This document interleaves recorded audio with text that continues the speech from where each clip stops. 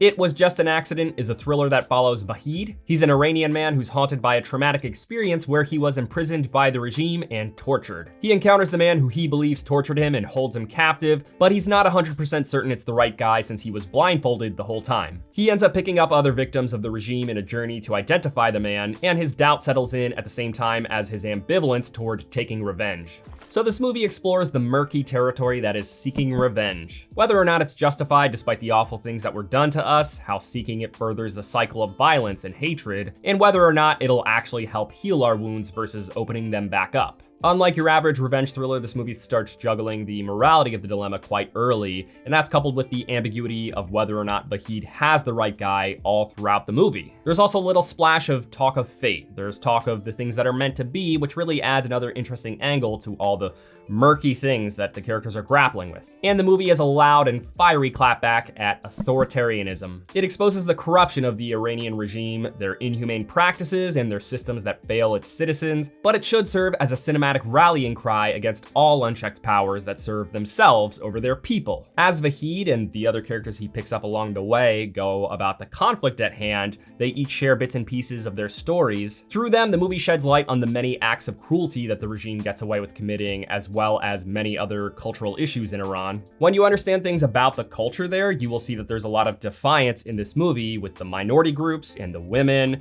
For example, some of the actresses are not wearing hijabs, which is actually a crime in Iran. There's a scene in the movie where the gang goes to a hospital, and the issues they face checking in there should make you go, what the hell, dude? This is a movie that should really rightfully frustrate viewers. The fact that characters are constantly lying about their identities and their relationships speaks volumes about the angles people need to take just to simply exist there, overlooking the fact that they obviously kidnapped a guy, of course. The movie does a good job of navigating the fact that these characters are entering dark waters. They're in the process of doing something very bad, and their ambivalence, which never really dies, is what keeps them feeling aligned as good. The ways that Vahid repeatedly shows that he's not a monster keeps him feeling like a morally grounded character and adds sort of a push-pull rhythm to the tension. The big question looming over the movie is, will he kill the guy? But it slowly starts to get us asking, should he kill the guy? There are plenty of revenge films where you want to see the protagonist get revenge, but seeing the kind of person he is and the things he's willing to do for others sort of makes you second guess whether or not revenge is what he really needs. There's a long take scene in the third act that really makes you question that, peeling back the layers of morality and what it means to deserve punishment.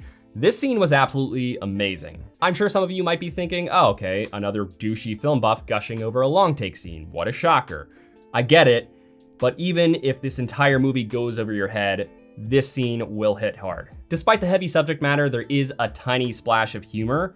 It's really tiny, but there are a couple of moments that might surprise you. Just the clash of personalities you get from these characters and how one of them really stirs the pot led to a couple moments that are chuckle-worthy. And the fact that this group of characters consists of a soon-to-be-wed couple with the bride in her gown is conceptually funny, even if it's not hilarious. For the most part, the acting is really good. There are a couple of characters who, though they were generally pretty good, there were times where they were not peak. Of course, it could be argued that it is in service of the neo-realism. This movie is very realistic with its dialogue, performances, and cinematography. I don't believe there was any music in the movie, at least none that I recall, that really adds to the neo-realism and keeps the movie feeling earnest. The earnesty is really important when you consider the story behind the movie. Not only is it made by a citizen criticizing his government, but this movie was also not made very easily. Director Jafar Panahi has been imprisoned for criticizing the regime through his filmography, and he's been previously banned from producing films there. He did not have legal permission to make this film there, so it was actually filmed secretly.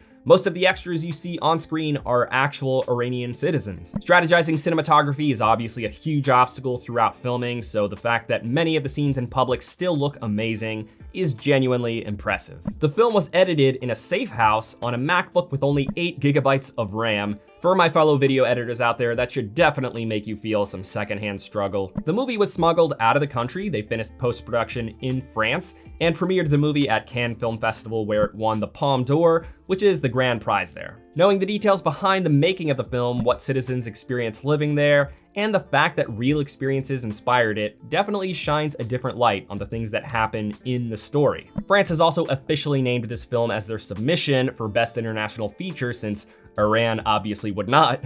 And I'm telling you now, it's without a doubt winning that Oscar. And the ending of this movie, it's just one of those endings that made me think, damn it, how am I supposed to talk about that in a spoiler-free review? The ending of this movie is a very good movie ending. It's one that should invite discussion. While some viewers might walk away thinking one thing, it leaves room for you to see it differently. And once you do, you start doubting your initial thoughts. While at this point now, I think I have a solid interpretation of the ending, it's one that I doubt the director will ever come out and explain. It's haunting, and so is the movie overall. It's very powerful and complicated, but it's also fueled by rage and naturally ignites something in the viewers too. The one thing that left me hanging a little bit was wondering what exactly led Vahid to getting imprisoned in the first place. We know some details, but they're pretty minimal.